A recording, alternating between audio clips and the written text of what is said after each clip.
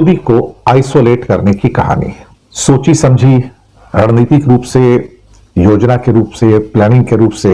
और ये किस्सा समझ तो पहले आना शुरू हो गया था, लेकिन अगर कोई व्यक्ति इतना जिद्दी हो जाए जितना ट्रंप है और उसके सामने एक दूसरा जिद्दी व्यक्ति आ जाए जिसका नाम मोदी है, तो एक फर्क तो है उसमें। और फर्क यह है कि मोदी हिंदुस्तान को अपनी जिद से चलाता है।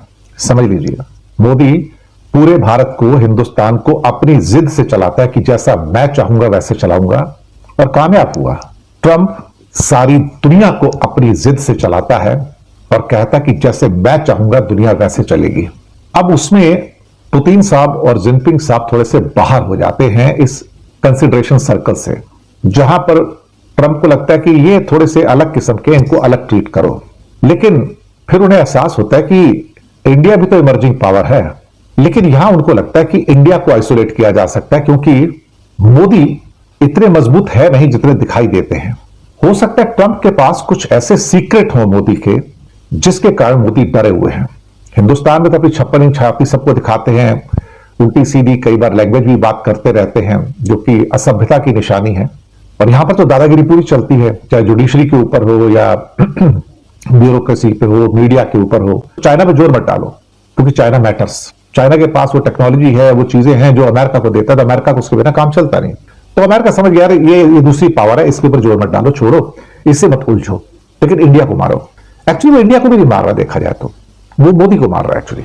अब दुनिया में सुपर पावर के नाम पे दो ही पावर है, रशिया तो पावर बचा नहीं है, तो ले दे के पूरी दुनिया के अंदर अमेरिका और चीन की रेस है। अमेरिका अभी थोड़ा आगे है, तो इंडिया उनके लिए इंपॉर्टेंट नहीं है। ना इंडिया अमेरिका के लिए इंपॉर्टेंट है, ना इंडिया चाइना के लिए इंपॉर्टेंट है। अमेरिकन दादागिरी के सामने आती है तो वहां पर इस दादागिरी के पैर कांपने शुरू होते हैं कि इसका क्या किया जाए। और यहां पर वो बचने की कोशिश करते हैं। कभी एक समिट में नहीं जाएंगे, कभी दूसरे में नहीं जाएंगे, कभी तीसरे में नहीं जाएंगे। कहीं ऐसा ना हो जाए कि मेरा ट्रंप से सामना हो जाए और वो मेरे पुर्जे ढीले कर दे। लेकिन एक टारगेट तो है ट्रंप का कि मोदी को आइसोलेट करना है, और मोदी अपने आप को ग्लोबल साउथ का लीडरशिप कहकर इमर्ज होने की बात करता है। मोदी अपने आप को एशिया के अंदर एक महाशक्ति होने की बात करता है, और साउथ एशिया के अंदर अपने आप को बड़ा कहने की बात करता है। और जब भी कोई व्यक्ति ट्रंप के सामने अपने आप को बड़ा कहने की कोशिश करता है, तो फिर ट्रंप पूरी तरह से अपनी दादागिरी और तानाशाही पर उतर आता है कि मैं अब तुमको बता दूंगा कि मैं क्या कर सकता हूं। अभी कनाडा में एक प्रॉब्लम हुई, जहां पर एक एडवर्टाइजमेंट के ऊपर एक्स्ट्रा टैरिफ लगा दिया गया, लेकिन अब कनाडा ने माफी मांगी है उसके लिए। कनाडा ने माफी मांगी है, यानी कि कोई ऐसा व्यक्ति है ही नहीं जिसको ये घुटने पे लाकर नहीं छोड़ रहा है। पहले कहा जा रहा था कि जापान के अंदर जो $550 बिलियन का अमेरिकन इन्वेस्टमेंट है, वो शायद तकलीफ में आ सकता है। तकलीफ में क्यों आ सकता है? क्योंकि वहां पर क्या कहते हैं कि नई प्राइम मिनिस्टर आएंगी और वो शायद ट्रंप के साथ ना चल सके। लेकिन जैसे नई प्राइम मिनिस्टर आती है, ट्रंप साहब उसको भी आईने में उतार लेते हैं, और अल्टीमेटली साने ताकाइची उन्हीं कदमों पर चलना शुरू हो जाती हैं जिन कदमों पर पहले उनके प्रेडिसेसर इशिबा ने जो वादे किए थे कि हम भी वही करेंगे। ये ट्रंप पावर है। मकसद क्या है कि मोदी को इस समय ट्रंप के द्वारा मिनिमाइज करना, मोदी को आइसोलेट कर देना, और मोदी का पॉलिटिकल कैरियर खत्म कर देना, जहां पे वो हिंदुस्तान का सीन छोड़कर चला जाए। मैं सच कह रहा हूं आपसे, इसे ईगो क्लैश भी कह सकते हैं। मुसीबत मोदी की सिर्फ इतनी आई कि उसके सामने एक ट्रंप जैसा एक और जिद्दी आदमी आ गया, जो एक किस्म से कहा जाए तो मोदी का भी बड़ा भाई था उस मामले में। अच्छा, दोनों को इकोनॉमी की बड़ी समझ है। मोदी भी एक किस्म से क्या कहते हैं ना, मोदी कम्युनिटी मतलब बनिया कम्युनिटी होती है एक्चुअली, अपने आप को बैकवर्ड शो करते हैं, लेकिन होती बनिया कम्युनिटी है। तो गुजराती लोग तो वैसे भी बिजनेस को ज्यादा बेहतर समझते हैं, और ट्रंप तो खुद बिजनेसमैन है, तो उनसे बेहतर और कौन समझेगा। तो ट्रंप से बेहतर यहां और कौन हो सकता था। अल्टीमेटली भारत के पास कोई रास्ता नहीं बचा, तो भारत को झुकना पड़ता है। बाकी जितने इंडिया के छुटभैये मिनिस्टर हैं, पीयूष गोयल, राजनाथ सिंह, अमित शाह वगैरह, ये कुछ भी कहते रहे कि नया भारत है, किसी के सामने झुकता नहीं है, लेकिन सब बेकार की बातें हैं। अभी तेल के ऊपर प्रतिबंध लगाया तो भारत ने तेल लेना छोड़ दिया ना अल्टीमेटली। और पहले कई बार कहा था ट्रंप ने, भैया तेल लेना छोड़ दो, छोड़ दो, छोड़ दो, वरना फिर तेल की धार देखो और साथ में ट्रंप की मार देखो। अल्टीमेटली ट्रंप ने मार दिया। अब सबकी बोलती बंद है। लोग अमेरिका के प्रेसिडेंट की पावर को अंडर एस्टिमेट कर रहे थे। लोग उसे इनसेन कहते हैं, कंफ्यूज कहते हैं, पागल कहते हैं, लेकिन उसमें एक पैटर्न है। उसने यूएस जायंट्स को, जो मैग्निफिसेंट 7 है, गूगल हो, फेसबुक हो, टेस्ला हो, मजबूर किया कि पैसा यहां लगाओ अमेरिका में, चाइना में जाके लगाने की जरूरत नहीं है, और किसी भी हालत में इंडिया में तो फैक्ट्री नहीं लगा दूंगा तुमको मैं। इंडिया जाओगे तो वापस तुमको बुला दूंगा मैं, तुम्हारे खिलाफ एक्शन लूंगा। टेस्ला को बोला इंडिया में फैक्ट्री क्यों लगा रहे हो, इंडिया कोई कंट्री है फैक्ट्री लगाने वाला? यही सवाल गूगल से और एप्पल से कि तुम इंडिया में और फैक्ट्री क्यों लगा रहे हो, क्या मतलब है तुम्हारा फैक्ट्री लगाने का, कोई जरूरत नहीं है इसकी। तो डर गए सारे के सारे वो। There all toeing the line of Trump now, और वादा कर रहे नहीं हम यहां इन्वेस्ट करेंगे, हम यहां इन्वेस्ट करेंगे। That is the power of Trump. अब मोदी तो पहले अपने आप को अच्छा दोस्त बोलते थे, नरेंद्र मोदी स्टेडियम में उनको लेके गए, बड़ा स्वागत किया, हाउडी मोदी, पता नहीं क्या क्या हो गया, अमेरिका में किया, यहां किया, अब की बार सबकी सरकार, सब कुछ कर लिया। लेकिन कहीं ना कहीं तो कोई एक पर्सनल खुंदक जिसे कहते हो गई ना अल्टीमेटली, क्योंकि मोदी जब लास्ट ईयर सितंबर में इलेक्शन था जब प्रेसिडेंट का, तो वहां पे मोदी ने भाव नहीं दिया ट्रंप को, और ट्रंप ने कहा भी था कि my friend Modi is coming, he will meet me. तब मोदी को लगता था कि कमला हैरिस जीत जाएंगी तो ट्रंप हार जाएगा, तो इसको भाव क्यों देना। मोदी उससे नहीं मिले, फोन भी नहीं किया, बस वो बात गांठ बन के बिठा ली कि अब इसको मार देना, खत्म कर देना, इसका पॉलिटिकल कैरियर खत्म कर दूंगा मैं। ये वही कर रहा है, उसी दिशा में जा रहा है। और अभी तो 3 साल बाकी है उसके भैया, 3.25 साल बाकी है। 3.25 साल में ये आदमी क्या क्या करेगा इंडिया के साथ भगवान जाने। डील वील की तो बात छोड़ दो अभी, खैर तो भूल जाओ उसको। तो सो कॉल्ड पहले कभी अच्छे फ्रेंड होते थे, अब हॉस्टाइल हैं, और दुश्मनी ऐसी जैसे इंडियन फिल्मों में कई बार आती है, बड़ी दुश्मन हो जाती है, कट्टर दुश्मन, खानदानी दुश्मन, बस वैसी दुश्मनी चल रही है इन दोनों की। सच कहा जाए तो इस टर्म में आके हमने देखा कि ट्रंप किसी का भी फ्रेंड नहीं है, अपने खास दोस्त ब्रिटेन या यूरोपियन यूनियन या जापान, ऑस्ट्रेलिया, कोरिया, किसी का भी दोस्त नहीं है। ट्रांजैक्शनल दोस्त है, धंधा की बात करो, धंधे की, वो सबसे धंधे की बात करता है कि मैं तुम्हारे सामान पे ड्यूटी लगाऊंगा, टैरिफ लगाऊंगा, तुम मेरे सामान पे नहीं लगाओगे। और मनवाने में कामयाब हो गया। यूनाइटेड नेशन को, WHO को, WTO को, वर्ल्ड ट्रेड ऑर्गेनाइजेशन को उठा के खिड़की से बाहर फेंक दिया। बोलता जरूरत नहीं तुम्हारी, भाग जाओ यहाँ से, अपने रूल अपने पास रखो, मैं नया वर्ल्ड ऑर्डर बनाऊंगा। और बना दिया उसने। इस नए वर्ल्ड ऑर्डर में उसको चैलेंज करने वाला कोई नहीं है। कोई दुनिया में ऐसी अदालत नहीं है जहां भारत या चीन खड़े होकर कह सके भैया ये गलत कर रहा है, इसको रोको ना, मतलब ही नहीं है जी। उसके हाथ में लाठी है तो भैंस भी उसी की है। अब मुसीबत ये हुई है कि ट्रंप जो है नेशनलिज्म की राष्ट्रवादी फाइट चला रहा है, मोदी जी भी यही कर रहे हैं। बस फर्क इतना है कि उसका राष्ट्रवाद बड़ा हो गया, ये राष्ट्रवाद छोटा है। वो $30 ट्रिलियन की इकोनॉमी, हम $4 ट्रिलियन की, तो 7-7.5 गुना बड़ी जो इकोनॉमी है जिस कंट्री की। और इंडिया चूंकि ओवर डिपेंडेंट है और अमेरिका के ऊपर ओवर डिपेंडेंट है। $300 बिलियन का इंडिया का एक्सपोर्ट है। अगर वो हिट हो जाते तो हम तो कहीं नहीं जाते ना। 50 लाख भारतीय अमेरिका में रहते हैं, उनका क्या होगा? $140 बिलियन का हमारे पास रेमिटेंसेज आते हैं, उसमें से अच्छा खासा 30-40% तो सिर्फ अमेरिका से आता है। अगर वो आना बंद हो जाए तो हम तो कहीं के नहीं रहेंगे भाई साहब, कहीं के भी नहीं। हमारे पास इतने पैसे नहीं है कि इतने स्ट्रांग नहीं है कि हम कुछ भी कर पाए। और फिर अमेरिका के पास वर्ल्ड बैंक और IMF की पावर भी है जो हमारे पास नहीं है ना। अब यही नेशनलिज्म था जहां पे ट्रंप साहब ने बहुत सारे लोगों को डिपोर्ट किया, और इंडियंस को तो खासतौर से बहुत बेइज्जती करके डिपोर्ट किया। हमें तो हंडुरास और ग्वाटेमाला के बराबर रखा गया ना, हथकड़ियों में, बेड़ियों में डाल के हिंदुस्तानियों को भेजा गया, चाइनीज को नहीं भेजा। देखो, 2 अलग अलग इक्वेशंस हैं। अमेरिका के लिए चाइना मैटर करता है, इंडिया मैटर नहीं करता। India is a non entity. China के लिए अमेरिका मैटर करता है, इंडिया मैटर नहीं करता। India is a non entity for China, क्योंकि हम चाइना के बराबर नहीं है, हम अमेरिका के बराबर भी नहीं है। वो $20 ट्रिलियन की इकोनॉमी है तो वो 30 की, तो आधी तो दुनिया की इकोनॉमी 2 देशों की है। तो हम कौन है वहां पर? बेगानी शादी में अब्दुल्ला दीवाना। हमारा तो यही हाल है ना। हम अपने आप को जितना मर्जी बड़ा कह लें, लेकिन हमारे अंदर उतनी ताकत अभी है नहीं एक्चुअली। फाइट ऑफ नेशनलिज्म कह सकते हैं उसको आप। वो अपनी फाइट लड़ रहे राष्ट्रवाद की है, यहाँ पर राष्ट्रवाद की। लेकिन मोदी का राष्ट्रवाद का मतलब सिर्फ चुनाव होता है, सिर्फ चुनाव जीतना है इसको। मोदी को सत्ता चाहिए, मोदी को देश से कुछ नहीं लेना देना। लेकिन ट्रंप को देश से लेना देना, वो देश के लिए कर रहा है कुछ ना कुछ। अभी लोग वहां पे नाराज हैं, लेकिन हिंदुस्तान में मोदी का नेशनलिज्म मतलब सिर्फ हाईवे बनवाना, पैसा खाना बस। क्योंकि इंफ्रास्ट्रक्चर के अंदर ब्रिज बनाओगे, हाईवे बनाओगे, वहां से पैसा कट होकर मिलता है तुमको। तभी तो बीजेपी और सो कॉल्ड RSS के दफ्तर 5 स्टार सितारा होटल बन गए सारे के सारे। पैसे कहां से आ रहे हैं? यहीं से आते हैं ना, कमीशन के पैसे 10%, 20%, 30%। और गडकरी भी क्या कर रहे हैं? वही तो कर रहे हैं, राष्ट्रवाद की कमाई खा रहे हैं ना। राष्ट्रवाद का मतलब सब फ्रॉड एक्चुअली देखा जाए तो। ट्रंप साहब पहले भी हार्ली डेविडसन की कहानी बहुत गाया करते थे कि इंडिया बहुत ड्यूटी मारता है। ये बात तो सही है कि India is the king of tariff. हम चाहते हैं कि दुनिया हमारे लिए दरवाजे खोले, लेकिन हम दुनिया के लिए दरवाजे नहीं खोलेंगे। हम चाहेंगे कि हमारा मक्खन, हमारे मिल्क प्रोडक्ट्स अमेरिका चले जाएं, ऑस्ट्रेलिया चले जाएं, और जाते भी हैं। लेकिन हम उनके मिल्क प्रोडक्ट के लिए अपने दरवाजे नहीं खोलेंगे। हम चाहते हैं कि हमारा एग्रीकल्चर प्रोडक्ट जो है बाहर जाए, लेकिन इनका एग्रीकल्चर प्रोडक्ट हमारे यहां नहीं आना चाहिए। यहां से कहानी थोड़ी सी बदल जाती है। अब सवाल यहां पर यह है कि ट्रंप तो, नाराजगी तो है ट्रंप की मोदी से, रोज कहेगा Trump Modi is a great friend, he is very tough negotiator, he is great, I admire him. लेकिन ये सब कहने की बातें हैं। जब जब वो कहेगा कि आई एडमायर हिम, समझ लो भैया एक और भिगो के मारेगा, और मार रहा है। अब तो पैटर्न बड़ा स्पष्ट हो गया ना। जो लोग इंडिया में आके फैक्ट्री खोलना चाहते थे अमेरिकन, उनको धमका दिया इंडिया में फैक्ट्री मत खोलना। टेस्ला को बोला, इलॉन मस्क को, don't open factory in India, India is not worth place to open factory. Apple को बोला, गूगल को बोला, अपने ऑफिस मत खोलो यहां पे। सब डरे में अल्टीमेटली। उसके बाद डॉलर तो स्ट्रांग हो रहा है। अगर कुछ अमेरिका की इकोनॉमी वीक हो रही होती तो डॉलर क्यों स्ट्रांग होता था? क्योंकि दूसरी करेंसी नहीं है और रुपया डाउन होता जा रहा है, ऑलमोस्ट 90 रुपए टच करने के आसपास घूम रहे हैं। अब सवाल यहां पर यह आता है कि जहां जाते हैं अपना ट्रंप साहब बोलते हैं 55 या 60 बार मुझे लगता हो चुका है कि आदमी बोल चुका है कि मैंने सीज फायर करवाई है। हर जगह बोलते हैं मैंने सीज फायर करवाई। अब कहता है मैंने रूस से तेल लेना बंद करवा दिया। मोदी ने मेरे को बोला मैं तेल लेना बंद कर दूंगा। अंदर से कहा होगा उसने कि तू तेल लेना बंद कर दे, नहीं तो मैं तेरी तेल पानी सब बंद कर दूंगा मैं। तो मोदी डर गया अंदर से और मोदी का तेल पानी बंद कर दिया उसने। एक्चुअली देखा गया तो मोदी की हालत खराब है इस टाइम। तो Trump is hitting Modi continuously, इसमें कोई शक वाली बात नहीं है।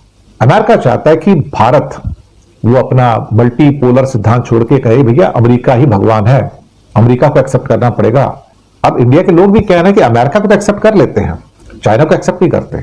अमेरिका ने चाइना को एक्सेप्ट कर लिया कि भैया अब इसको रोकना मुश्किल है, इसके बारे में बात मत करो। चाहे ताइवान का मुद्दा हो, रूस से तेल लेने का मुद्दा हो, ईरान से तेल लेने का मुद्दा हो, तो चाइना पे जोर मत डालो क्योंकि चाइना मैटर्स। चाइना के पास वो टेक्नोलॉजी है, वो चीजें हैं जो अमेरिका को देता है, तो अमेरिका को उसके बिना काम चलता नहीं। तो अमेरिका समझ गया ये दूसरी पावर है, इसके ऊपर जोर मत डालो, छोड़ो, इससे मत उलझो, लेकिन इंडिया को मारो। एक्चुअली वो इंडिया को भी नहीं मार रहा, देखा जाए तो वो मोदी को मार रहा है एक्चुअली। अब दुनिया में सुपर पावर के नाम पे दो ही पावर है, रशिया तो पावर बचा नहीं है। तो ले देखिए अब पूरी दुनिया के अंदर अमेरिका और चीन की रेस है। अमेरिका अभी थोड़ा आगे है, तो इंडिया उनके लिए इंपॉर्टेंट नहीं है। ना इंडिया अमेरिका के लिए इंपॉर्टेंट है, ना इंडिया चाइना के लिए इंपॉर्टेंट है। हम अपने बारे में जितना बड़बोलापन करना चाहें कर सकते, कोई दिक्कत नहीं है। दूसरी, हमारी अमेरिका पे ओवर डिपेंडेंस बहुत ज्यादा है। हमारी सबसे बड़ा फेलियर क्या हुआ? अमेरिका ने इकोनॉमिक या इकोनॉमी बेस्ड डिप्लोमेसी को बढ़ावा दिया। कहता डिप्लोमेसी वगैरह कुछ नहीं, धंधे की बात करो, धंधे के ऊपर डिप्लोमेसी चलेगी। अब यानी कि जो मैं चाहूंगा बिजनेस की बात करो, ये डिप्लोमेसी बाकी जो नाइस वर्ड्स है ना, ये है वो है फलाना ढिगाना है, ये सब बढ़िया बढ़िया शब्द अपने पास रखो, इनका कोई मीनिंग नहीं है। बात करो टेबल पे धंधा क्या दे रहे हो मेरे को। भाई चाइना से भी जो डील हुई है धंधे की बात हुई ना, कि देख भैया तू मेरा सोयाबीन खरीद, मैं तेरा रेयर अर्थ ले लूंगा, साथ में ये कर, साथ में ये कर। ट्रांजैक्शनल डील है ये, इसमें कोई डिप्लोमेसी नहीं है। पर यहां पर हमने एक चीज को पाया कि Chinese diplomacy is far far better than Indian. China के जो इन्फ्लुएंसेस हैं अमेरिका के अंदर, जो उनके थिंक टैंक के अंदर हैं, जो वहां पर लॉबीज हैं, वो बहुत जबरदस्त हैं। इवन पाकिस्तान कई मिलियन डॉलर हर महीने खर्च कर देता है भाई लॉबीज के ऊपर। हम पैसा निकालने को तैयार नहीं। अभी पीछे लगा इंडिया ने कोई 1-2 फर्में की हैं और बोला उसके अंदर हम कुछ लाख डॉलर देंगे, मिलियन भी नहीं देंगे। इतना बड़ा देश, 4 ट्रिलियन डॉलर की इकोनॉमी, और हम महीने में 1 मिलियन डॉलर भी खर्च करने को तैयार नहीं है, हम पैसे देने को तैयार नहीं है। तो हमारी लॉबिंग बहुत वीक है। पाकिस्तान की तो बल्ले बल्ले है, पाकिस्तान की लॉबी बहुत स्ट्रॉन्ग है इस टाइम अमेरिका में। चाइना की तो खैर बात ही मत करो साहब, चाइना कितना पैसा अमेरिका में लगा रहा है कोई हिसाब ही नहीं है। हिंदुस्तान के स्टूडेंट के ऊपर सारा का सारा नक्शा कस दिया। चाइना के स्टूडेंट्स के बारे में बात नहीं करता, वो कहता है कि चाइना के स्टूडेंट तो और आने चाहिए, हम चाहेंगे कि यहाँ पर 3 से 6 लाख स्टूडेंट यहाँ पर आए और पढ़े। तो चाइना के स्टूडेंट को टच नहीं करता अमेरिका, ट्रंप भी टच नहीं करता। ये डिप्लोमेटिक विक्ट्री है चाइना की। और उसके मुकाबले हम कहां पे हैं? हमारी तो डिप्लोमेसी खत्म हो गई। मोदी ने सबसे पहले काम यह किया था कि जो हमारी स्ट्रॉन्ग नेहरू काल की डिप्लोमेसी उसको खत्म करो, खत्म कर दिया और सोचा कि मैं मैन टू मैन करूंगा। लेकिन सवाल ही पैदा होता है कि मोदी जी सबसे गले मिलते रहे, लेकिन नीचे के लेवल पे जो आपको कनेक्शन रखना था व्हाइट हाउस के अंदर, वो तो मिसिंग था पूरा का पूरा। नीचे जितने भी लोग थे वो सारे के सारे इंडिया से खपाते, क्योंकि इंडिया बात नहीं करता है। इंडिया के एम्बेसडर जो अमेरिका में अभी रिसेंटली 10-11 साल में सारे नकारे एकदम से, कुछ काम ही नहीं करते, उनका कोई कनेक्शन नहीं है वहां पे, कोई जोर ही नहीं है। ऊपर से ऑर्डर आता है, फॉलो कर लेते हैं, बात खत्म हो गई। उनका कोई से ही नहीं है वहां पर। इंडिया की जब टीमें वहां पर गई थी खासतौर से ऑपरेशन सिंदूर के बाद, तो वहां पे हालात ऐसे हो गए कि एक सेनेटर, एक कांग्रेसमैन, एक एमपी मिलने को तैयार नहीं इंडियन डेलीगेशन से। ऐसे हालात हो गए और खाली हाथ वापस आए फिर। अब आप देखिए कि हमारी डिप्लोमेसी कितनी कमजोर है, हमारी लॉबिंग कितनी कमजोर है। जबकि पाकिस्तान के लोग गए तो कई एमपी सुनने को आ रहे हैं उसको। ये लॉबिंग की बात होती है साहब। हम एक स्केर्ड डिप्लोमेट के तौर पर हम अमेरिका के सामने पेश आ रहे हैं। चाइना बोल्ड डिप्लोमेट के तौर पर आ रहा है और चाइना इतनी जल्दी झुकता भी नहीं है और बात भी कम करता है। तो ये जो फाइट है इस टाइम जो है वो चाइना और अमेरिका के बीच में है। दोनों अब एक तरह से दोनों को रिस्पेक्ट मिल रही है, लेकिन इंडिया इस पिक्चर में कहीं नहीं है। हम लोग सोचते हैं कि हम हिंदुस्तानी राज करेंगे, हिंदुस्तानी हर जगह। क्या है ना कि अगर आपको गलत फहमी में जीना है तो जीते रहो, उससे क्या फर्क पड़ता है। हमारी तो डिप्लोमेसी कूटनीति सारी वियर्ड हो चुकी है ना, किसी को अकल ही नहीं कोई भी। चाइना के कार्टल्स जो है बहुत स्ट्रांग है, मोदी ने क्या किया कि आके पहले जो कुछ प्लेटफॉर्म थे, जैसे एशिया में हमारा साउथ एशिया में था सार्क, वो खत्म कर दिया। मुझे सार्क नहीं चाहिए, पाकिस्तान नहीं होना चाहिए, नेपाल नहीं होना चाहिए, नेपाल ऐसे करे, बांग्लादेश ऐसे करे। अपनी शर्तों के ऊपर मोदी जी साउथ एशिया में रूल करना चाहते थे। जो आदमी साउथ एशिया नहीं संभाल पाया, वो दुनिया की डिप्लोमेसी कैसे संभालेगा? अब दुनिया में रशिया तो खत्म हो चुका है, अब दो ही पिलर हैं, या अमेरिकन पिलर है या चाइनीज पिलर है। अब दोनों एक दूसरे के साथ में हैं, दोनों एक दूसरे की नुआंसेस को समझते हैं, रिस्पेक्ट करते हैं और साथ में रहते हैं। लेकिन दोनों का मकसद एक है कि मोदी को मिनिमाइज किया जाए, मोदी के कद को कम किया जाए। और इस मामले में चाइना यानी कि शी जिनपिंग और साथ में ट्रंप, ऐसा लगता है कि मोदी के साइज को कट करने में कामयाब हो गए हैं। मोदी परेशान है। इतना मोदी अपने आप को असहाय, डरा हुआ, खौफजदा, कमजोर कभी महसूस नहीं किया 11 साल में, जितना अब कर रहा है। लोग भी कह रहे हैं कि कमजोर मोदी जो अमेरिका का सामना नहीं कर सकता, बात नहीं कर सकता। कुछ लोग कहते हैं नहीं नहीं, मोदी अगर नहीं बोल रहा तो अच्छी बात है, ये डिप्लोमेसी कर रहा है। ये डिप्लोमेसी नहीं, अब ये असहायपन है, अब ये खौफ है, डरा हुआ प्राइम मिनिस्टर। क्योंकि मोदी को पता लग चुका है कि अमेरिका और China care two hoots for India right now. अब सवाल ही पैदा होता है कि मोदी को ट्रंप के बारे में कॉन्फिडेंस क्यों नहीं आ रहा है, वो उसका सामना करने से क्यों डर रहा है, इतना बड़ा डिप्लोमेसी में डिस्कनेक्ट क्यों है। ऊपर से एक विदेश मंत्री पाला हुआ जोकर जयशंकर। पहले हमारे टाइम में, पुराने टाइम में देखो तो एक से एक शानदार हमारे पास फॉरेन मिनिस्टर थे। सुषमा स्वराज थी, प्रणब मुखर्जी थे, स्वर्ण सिंह थे, इंदिरा गांधी थी, और ना जाने कितने स्ट्रांग, जसवंत सिंह भी थे, कितने स्ट्रांग विदेश मंत्री पैदा हुए साहब, कितने स्ट्रांग हुए हैं, और वो लीडर्स थे। प्रॉब्लम मोदी की है कि मोदी ने सारी लीडरशिप ही खत्म कर दी ना। हमारे तो इंडिया में बीजेपी के अंदर लीडर्स ही नहीं है, लीडर्स का विजिबिलिटी भी नहीं है, उनका नाम भी सुनने को नहीं मिलता, वो लोग क्या काम करते हैं ये नहीं पता।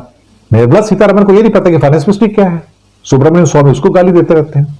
राजनाथ सिंह, उनको तो हर 2-4 महीने के बाद एक वाक्य बोलना होता है, पाकिस्तान को सबक सिखा देंगे, पाकिस्तान को सबक सिखा देंगे। इसके अलावा राजनाथ को और कुछ आता नहीं। लेकिन राजनाथ के पर काट के उसकी जो सो कॉल्ड सेंसिटिविटी थी या जो उसको कद था, उसको खत्म कर दिया मोदी ने। पीयूष गोयल कुछ है नहीं उनके सामने, हरदीप पुरी कुछ है नहीं उनके सामने। एक ले दे के अमित शाह है, अमित शाह विदेश जाता नहीं, अमित शाह को डिप्लोमेसी की समझ नहीं है, तो अमित शाह का एक ही काम है इंडिया में, जिसके लिए परफेक्ट है, मैनिपुलेशंस। तो इंडिया में मैनिपुलेट कैसे करना है और मोदी का कद कैसे बढ़ाना है, ये अमित शाह से पूछो। लेकिन कभी कभी जब वक्त बुरा आ जाए तो अमित शाह भी क्या करेगा उसमें। हमने क्या किया कि लीडरशिप खत्म करके हमने सब कुछ बाबू लोगों को सौंप दिया। अब बाबू लोग जो थे सारे के सारे ब्यूरोक्रेट्स, उनको लीडरशिप नहीं आती, वो कागजी कार्रवाई कर सकते हैं, उनके अंदर एक लीडरशिप का, डोमेन का, बड़ा डिसीजन लेने का जो जज्बा होता है ना, वो नहीं है। दूसरा, मोदी जी को इस समय कोई भी पॉलिटिकल इनपुट्स नहीं मिलते हैं, जो डोमेस्टिक इनपुट्स होते हैं वो मिलते ही नहीं उनको। नीचे किसी ने हिम्मत नहीं कि मोदी को बात करके कह सके नीचे क्या हो रहा है, कोई बात नहीं करता, सब चुप, आगे पीछे से करके कोई अजीत डोवाल तक खबर पहुंचाता है, कोई पीएमओ को, यार वो मोदी जी को बता देना, कुछ ऐसा कर लेंगे, कुछ हो जाएगा, देख लो, ये बात पहुंचा दो। तो उनके पास इनपुट्स पहुंचता ही नहीं है वहां पर, उन्हें पता ही नहीं कि नीचे इस टाइम क्या हो रहा है। यहां पे डिस्कनेक्ट पैदा हो रहा है। ये ठीक है कि अभी तक उनकी जो छवि चल रही है, उनको वोट दिलवा रही है, लेकिन उन्हें यह नहीं पता लग रहा कि उनके नीचे हिंदुस्तान में हो क्या रहा है, उन्हें यह नहीं पता लग रहा कि डिप्लोमेसी में हो क्या रहा है। और जयशंकर जैसा पपेट टाइगर, जिसको बोलना नहीं आता, वो विदेश मंत्री है क्या? वो जोकर ज्यादा है, चपरासी ज्यादा है। एक किस्म से मैसेज लेके जाना, चिट्ठी लेके जाना मोदी की, वहां लेके चले जाना, उस चिट्ठी को पढ़ देना, वापस आ जाना, वही तो कर रहा हो। और क्या उसने, एक लिखी लिखाई स्पीच होती है, बस वही तो कर रहा है। अब हमारे पहले फॉरेन सेक्रेटरी भी स्ट्रांग होते थे और वो प्रधानमंत्री से डायरेक्ट बातें भी कर सकते थे। पिछले दिनों, बल्कि ये कहे कि डोनाल्ड ट्रंप, अमेरिका के राष्ट्रपति डोनाल्ड ट्रंप, जिस तरीके से भारत के साथ, तो खासतौर पर नरेंद्र मोदी जी के साथ व्यवहार कर रहे हैं, उससे कई गहरे सवाल खड़े हो गए हैं। सवाल इस बात को लेकर ये कि जो प्रधानमंत्री नरेंद्र मोदी डोनाल्ड ट्रंप को अपना दोस्त कहते थे, माय गुड फ्रेंड, जिनके लिए उन्होंने एक समय में जाके अमेरिका में वोट भी मांगा, क्या कारण है कि वो ट्रंप लगातार भारत को लेकर एक ऐसी तस्वीर पेश कर रहे हैं जिसमें शत्रुता ज्यादा दिखाई पड़ती है, दोस्ती कम, मित्रता कम दिखाई पड़ती है। खासतौर पर ऑपरेशन सिंदूर के बाद जो सीज फायर हुआ और उसमें जिस तरीके से ट्रंप ने दखलंदाजी करने का एक तरीके से पूरा आवरण खींचा, और कम से कम पिछले 40 बार तो ऐसा हो चुका है जब वो लगातार कह रहे हैं कि उनकी वजह से गठबंधन, उनकी वजह से भारत और पाकिस्तान के बीच में सीज फायर हुआ है। उसे वो क्रेडिट भी लेना चाहते हैं। टैरिफ को लेकर भी भारत के ऊपर सबसे ज्यादा टैरिफ उन्होंने लगाया, ब्राजील के बाद 50% का टैरिफ। रूस के साथ जो भारत का ऑयल सप्लाई है, उसकी वजह से 25% का एक्स्ट्रा टैरिफ उन्होंने लगा दिया। वो चीन के साथ दोस्ती करना चाहते हैं। पिछले दिनों शी जिनपिंग और ट्रंप की मुलाकात भी हुई, वहां वो नरम दिखाई पड़ते हैं, लेकिन भारत के साथ इस तरीके की रूखापन क्यों है? क्या इसके पीछे कोई कारण है या कुछ और? क्या वो भारत को पूरी तरीके से आइसोलेट कर देना चाहते हैं? अगर है तो क्यों और किस वजह से? तमाम ऐसे सवाल हैं जो प्रभु चावला जी से हम जानने की कोशिश करेंगे। सर, ये आपको समझ में आ रहा है कि ट्रंप कर क्या रहे हैं? वो शी जिनपिंग के साथ मुलाकात करते हैं, जो उनके सबसे बड़े एक तरीके से कह सकते हैं कॉम्पिटिटर भी हैं, शत्रु भी हैं, सब कुछ कह सकते हैं। भारत के मोदी जी के साथ अच्छी दोस्ती थी, उनको my dear friend, great Modi, सब कुछ कहते हैं। लेकिन जो उनकी कदम है, जिस तरीके से बातें वो कर रहे हैं, उससे लगता है कहीं न कहीं वो भारत को आइसोलेट करना चाहते हैं या फिर मोदी जी को कहीं न कहीं ह्यूमिलिएट करना चाहते हैं। क्या लगता है आपको? मेरे को पूरा स्पष्ट लग रहा है, जब से आए हैं ट्रंप दोबारा ट्रंप व्हाइट हाउस के अंदर, तब से लगता है क्लैश ऑफ ईगोज है, क्लैश ऑफ पर्सनैलिटीज है, कि दोनों की पर्सनैलिटी बड़ी स्ट्रांग है, दोनों सबसे आगे बढ़ के रहते हैं, टीम वर्क की तरह काम नहीं करते। हम पहले हैं, हमारे पीछे सबको चलना चाहिए, दोनों की नेचर अच्छी है। एक कॉमनैलिटी उनके अंदर हमें देखनी पड़ेगी। उससे पहले मैं एक्सप्लेन करूँ कि क्यों हो रहा है। जब नेशनलिज्म का बात होता है, दोनों में कंपटीशन नहीं है, कॉम्प्लीमेंट्री है, एक दूसरे बढ़ करके राष्ट्रवादी का नाम लेकर के आगे बढ़ते हैं। हम America first, India first Modi के लिए, उनके लिए अमेरिका फर्स्ट है। मेरे लिए मेरा देश भक्त है, मेरी इकोनॉमी बेटर होनी चाहिए, मेरे लिए ये अच्छा है। मेरे यहाँ मैं क्रिश्चियन हूँ, कहते हैं, मैं क्रिश्चियन हूँ, अपने धर्म के प्राउड करते हैं ट्रम्प भी, और हमारे मोदी जी हिंदुत्व को अपनी स्लीव पे लेकर के चलते हैं। तो जब कम्युनैलिटी की अगर आप बात करेंगे, दोनों की ईगो इतनी बड़ी है कि वो सबसे आगे, जो मैं कह रहा हूँ उसकी बात मानोगे नहीं तो आप जैसे कहते हैं माई वे और हाईवे। तो ट्रम्प साहब क्या चाह रहे हैं कि वो ग्लोबल लीडर बनना चाहते हैं। बाइपोलर वर्ल्ड इस वक्त नहीं है, क्योंकि पुतिन बहुत कमजोर पड़ते चले जा रहे हैं, क्योंकि वहाँ जो यूक्रेन से जब से लड़ाई हुई है, पुतिन अकेले पड़ते चले रहे हैं। उनके साथ केवल इंडिया ही खड़ा था, उनका तेल खरीद रहा था, काफी पैसे मिल रहे थे, उससे ट्रम्प बहुत नाराज थे। ट्रम्प ने कई बार कहा कि बंद करिए, अल्टीमेटली हम सरेंडर करके, नहीं कहूँगा मैं सरेंडर करके, पर स्ट्रेटेजी कहूँगा कि हमने तेल देना बंद कर दिया, क्योंकि प्राइवेट लोग अंबानी खरीद रहे थे सबसे ज्यादा, इंडियन ऑयल कॉर्पोरेशन जो गवर्नमेंट की कंपनी, उसने भी बंद कर दिया। तो अल्टीमेटली हम उनकी बात मान गए। उसका कारण आर्थिक ज्यादा हो सकता है, डिप्लोमेटिक कम है। और सवाल ये होता कि वो ये चाहते हैं कि साउथ एशिया, साउथ के अंदर मोदी जी ने स्लोगन दिया था कि साउथ एशिया, जो एशिया साउथ जो है हमारा, वो हम स्ट्रांग हैं, उसके लीडर मोदी जी धीरे धीरे उभर करके आ रहे थे। मोदी ने काफी मीटिंग की, आसियान में जाते थे, पहली बार हुआ जब 10 आसियान हुई हैं, 8 में फिजिकली मोदी प्रेसिडेंट थे, एक में वहां पर कोविड के दौरान वो जा नहीं पाए थे, तब आपका वीडियो के द्वारा हुआ था। इस बार भी उन्होंने वीडियो के द्वारा ज्वाइन किया, उससे कारण अभी तक पता नहीं लग रहा है क्यों नहीं गए, क्योंकि मोदी जी जब भी कोई विदेश यात्रा की बात आती है, जहां पर बड़े बड़े नेताओं के मिलने की बात होती है, उस मौके को कभी भी नहीं गवाते। वहां जाकर खड़े होते हैं, पिक्चर बनती हैं, फोटो ऑफ होती हैं, और अपनी बात को बड़े जोर शोर से कहते हैं। और कई आसियान मीटिंग में उन्होंने डिटेंड भी किया एजेंडा को। परंतु इस बार ट्रंप ने देखा कि मोदी जी नहीं आ रहे हैं, तो मोदी जी की स्टेज पर जाकर के कब्जा कर लिया। आसियान में जाके जापान से एग्रीमेंट किया, साउथ कोरिया में जाकर उनसे एग्रीमेंट किया, चाइना के साथ जो सबसे बड़ा दुश्मन हमारा है बॉर्डर के मामले में, उसके साथ एग्रीमेंट कर दिया। कोई भी उसके साथ उन्होंने ट्रैफिक कंसेशन की बात, जैसे 100% हमारे ऊपर लगा रखा है, उसके साथ कंट्रोल करने जा रहे हैं, उसके साथ बात करने जा रहे हैं। एक तरफ होते हैं कि मोदी हमारा दोस्त है, माय फ्रेंड मोदी, वहां पर भी तारीफ की, he is a very tough guy, but मतलब मोदी द टफ गाय। ये है कि ऐसी कोई पर्सनल बात है उन दोनों के लिए। अब ट्रंप का उद्देश्य ये लगता है एशिया के अंदर मोदी का जो बढ़ रहा था स्टेचर, उसको कंट्रोल करना है, कि मेरे से डायरेक्ट बात करिए, अगर अमेरिका के साथ डील करना है तो आप मोदी जी के माध्यम से आएंगे तो आपको ठेंगा मिलेगा, ऐसी बात उनकी कहने की है। इसलिए वो डायरेक्ट पहुंच जाते हैं। डिप्लोमेटिक डिसेंसी या डिप्लोमेटिक जो एक डिसेंसी होती है या प्रोटोकॉल होता है, उसको फॉलो नहीं करते। एयरपोर्ट से उड़ते वो डांस करना शुरू कर देते हैं, आपने देखा होगा कोलालमपुर पे गए, वो डांस करना शुरू कर दिया उन्होंने जाकर के, वो प्रेस कॉन्फ्रेंस में कुछ भी बोल देते हैं। उनका उद्देश्य ये लगता है कि इस तरह से मोदी को मिनिमाइज किया जाए उनके स्टेचर। तो मोदी इतनी बड़ी अर्थव्यवस्था को कंट्रोल करते हैं कि आसियान के अंदर उनका प्रभुत्व मोदी का बाकियों के मामले में ज्यादा था, क्योंकि आसियान की सबसे बड़ी अर्थव्यवस्था इंडिया ही है, और वर्ल्ड की चौथी अर्थव्यवस्था तो है ही। तो हर तरीके से मलेशिया हो या अपना सिंगापुर हो, या आप देख सकते हैं वियतनाम हो, या ऐसे लोग जितने भी इसके मेंबर हैं, वो इंडोनेशिया हो, वो सब मिला करके हमारे ऊपर ज्यादा डिमांड करें। फिर एशिया, इंडिया स्पेसिफिक आसियान थी, उसमें वो नहीं गए थे। परंतु ट्रंप को ये समझना है कि मोदी हम मेरे आगे झुक क्यों नहीं रहे। हालांकि इकोनॉमिक मामले में हमारे से ट्रेड ट्रैफिक उन्होंने एग्रीमेंट अभी अमेरिका से डील करके फंस के रूस ने भी दफाई मायदा फाड़ कर रख दिया। अब रूस पूरी तरह पाकिस्तान की मुट्ठी में है। भारतीयों का रोना धोना शुरू। आज के लिए इतने। मजीद अगर इस तरह की रिएक्शन वीडियो देखनी है तो हमारे चैनल क्रिकेट फोर्ट को सब्सक्राइब कर लें। अगर वीडियो पसंद आई है तो वीडियो को लाइक और दोस्तों के साथ शेयर ज़रूर कर लें और कमेंट में अपनी राय का इजहार भी ज़रूर दिया करें।